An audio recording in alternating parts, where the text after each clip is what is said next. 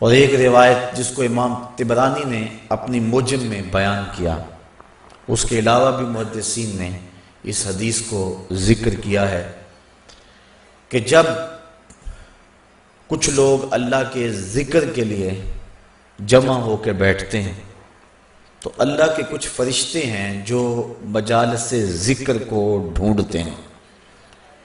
ان کی تخلیق کا مقصد یہ ہے کہ مجالس ذکر میں جائیں، آفاق کے کونے کونے اور گوشے گوشے میں وہ سیر میں رہتے ہیں ہر وقت، اور جہاں مجالس ذکر ملے وہ پہنچ جاتے ہیں۔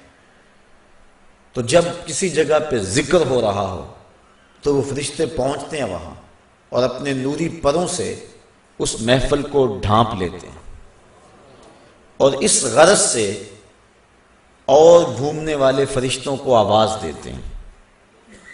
وہ آواز بھی بیان فرمائی حدیث میں، کہتے ہیں ہلمو الی بغیتکم، ہلمو الی حاجتکم، اور میاں جس کو تم ڈھونڈ رہے ہو وہ تو یہاں ہے، ادھر آ جاؤ، تمہاری چاہت یہاں ہے۔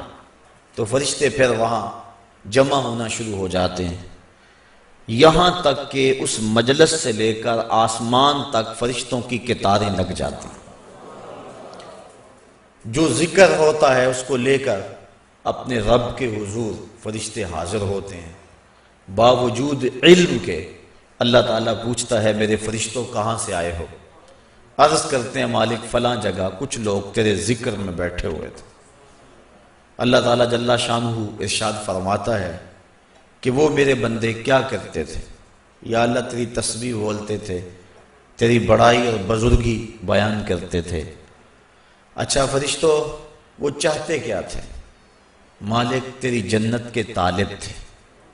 اللہ تعالیٰ ارشاد فرماتا ہے کیا انہوں نے میری جنت کو دیکھا ہے؟ عرض کرتے ہیں مالک نہیں دیکھا۔ ارشاد ہوتا ہے اگر دیکھ لیتے؟ فرشتے عرض کرتے ہیں مالک پھر تو شدید اشتیاق ہوتا۔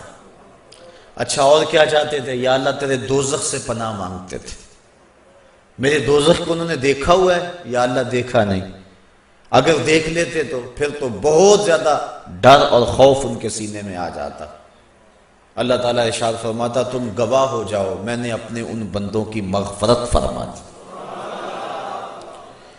جب فرشتوں کو یہ مجدہ جاں فضا ان بندوں کی بخشش و مغفرت کا ملتا ہے تو وہ عرض کرتے ہیں کہ مالک اس مجلس کے اندر کچھ لوگ اس غرض سے نہیں آئے تھے، مجلس میں موجود کچھ لوگوں سے انہوں نے ملنا تھا، تو وہ ان کے انتظار میں آ کے مجلس کے کونے میں بیٹھے رہے کہ جب وہ فارغ ہوں گے تو ہم ان سے ملیں گے۔ تو ان کا مقصد اور مقصود اس میں آنا نہیں تھا۔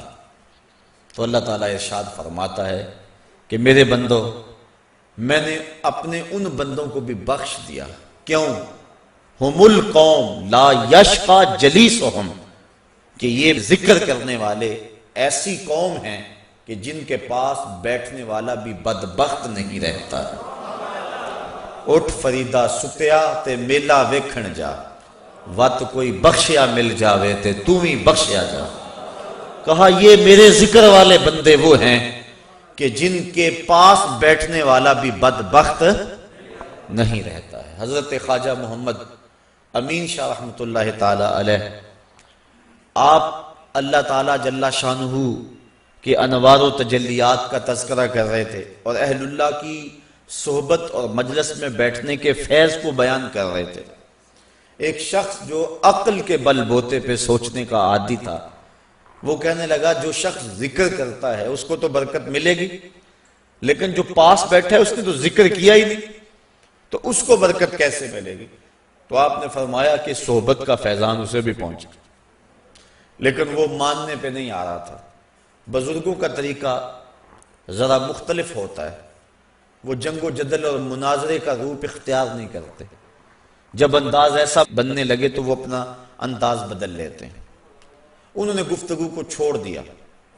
تھوڑی دیر کے بعد گرمیوں کا موسم تھا، خادم حاضر ہوا، کہا یار وہ پنکھی لے کر آؤ گرمی بڑی لگ رہی ہے۔ خادم حاضر ہوا، اس نے آپ کو اس پنکھی سے ہوا دینا شروع کی۔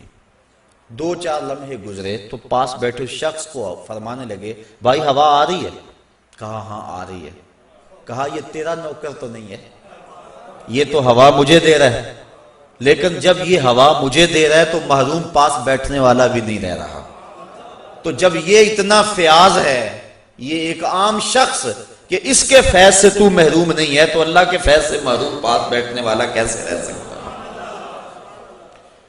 تو اس کا ذکر کرنے والوں کی سنگت اختیار کرنے والا بھی محروم نہیں رہتا، اللہ اس کو بھی برکتیں عطا فرما دیتا۔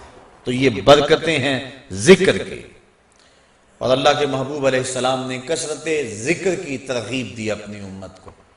ایک صحابی نے عرض کی حضور بہترین وظیفہ کیا ہے؟ فرمایا تو اس حال میں مرے کہ تیری زبان اللہ کے ذکر سے تر ہو، یہ تیرے لیے بہترین وظیفہ اور بہترین عمل ہے۔ تو اللہ کا ذکر ہر لمحہ، ہر آن، ہر ساعت جاری رہے۔